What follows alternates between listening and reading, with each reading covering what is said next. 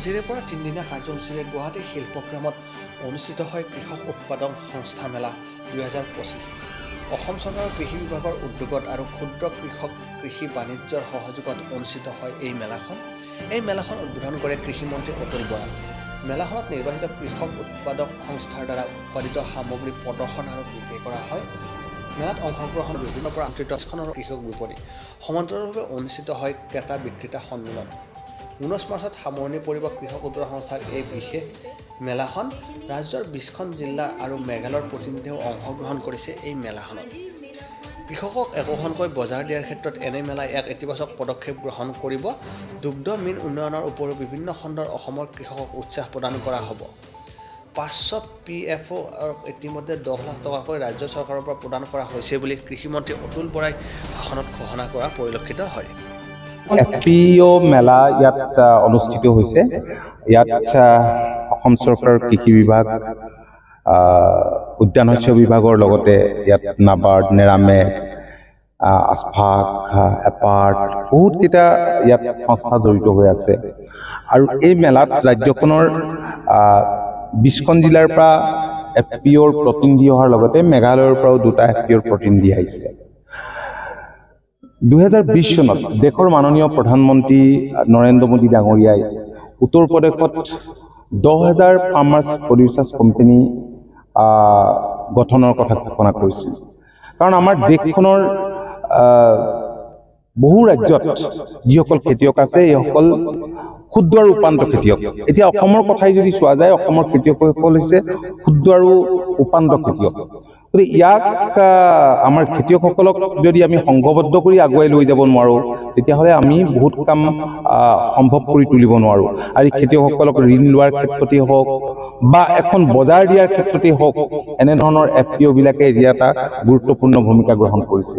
ৰাজ্যখনত প্ৰায় 700ৰ ওচৰা-ওচৰি এতিয়া FPO ইতিমধ্যে গঠন হৈছে, যিবিলাক FPOৰ ক'ৰবাত 500 আছে। আমাৰ কৃষকৰ সংখ্যা ফাৰ্মাৰ্ছ প্ৰডিউচাৰ্ছ অৰ্গেনাইজেশ্যনবিলাকত ক'ৰবাত 1000 আছে।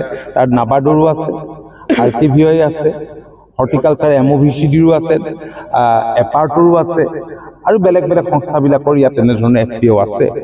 গতিকে এতিয়া বহুত FPO আমাৰ এগ্ৰিকালচাৰ এলাইড ছেক্টৰটোৰ লগত জড়িত আছে। মীন উৎপাদন বা অন্যান্য দুগ্ধ উৎপাদনৰ লগত বহুতখিনি আছে।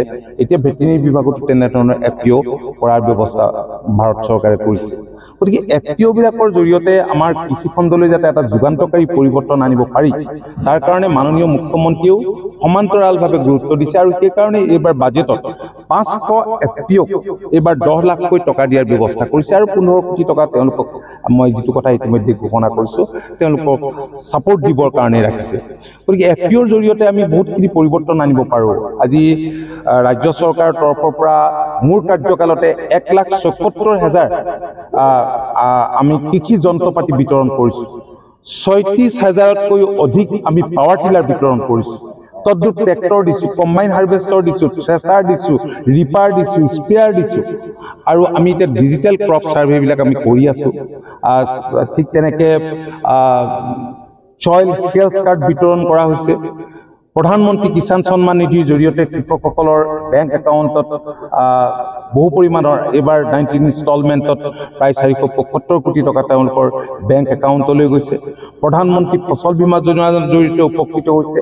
ঠিক তেনেকৈ আমাৰ কৃষকে যাতে আমাক লাগতিয়াল যিবিলাক বীজ নিজে উৎপাদন কৰে, তাৰ কাৰণে গভৰ্ণমেণ্টে যথেষ্টখিনি কৃষককো ছাপোৰ্ট দিছে, তেনেধৰণৰ ব্যৱস্থা কৰিছে। আৰু ক্ষুদ্ৰ জলসিঞ্চনৰ কাৰণে আমাৰ বিভাগৰ তৰফৰ পৰা এনেই জলসিঞ্চন বিভাগ এটা আছে, তেওঁলোকে ডাঙৰ স্কিমবিলাক কৰে। কিন্তু আমাৰ বিভাগৰ তৰফৰ পৰাই আমি আজি STW দিছোঁ, চেলো টিউবেল দিছোঁ, তাত ইলেক্ট্ৰিকেল পাম্প আছে, ডিজেল পাম্প আছে, ছ'লাৰ পাম্প আছে। কাৰণ অকল প্ৰকৃতিৰ ওপৰতে নিৰ্ভৰ কৰি কেইবাতৰপীয়া খেতি কৰাটো কৃষকৰ কাৰণে সংঘবদ্ধ হ'লেও সম্ভৱ নহয়। গতিকে সেই দিশটোৰ প্ৰতি চোৱা চিতা কৰা হৈছে। মই দেখিছোঁ যে এতিয়া CM টিপুলেতো বহুত উঠি অহা নতুন প্ৰজন্মৰ কৃষক যুৱক যুৱতী জড়িত হৈ গৈছে।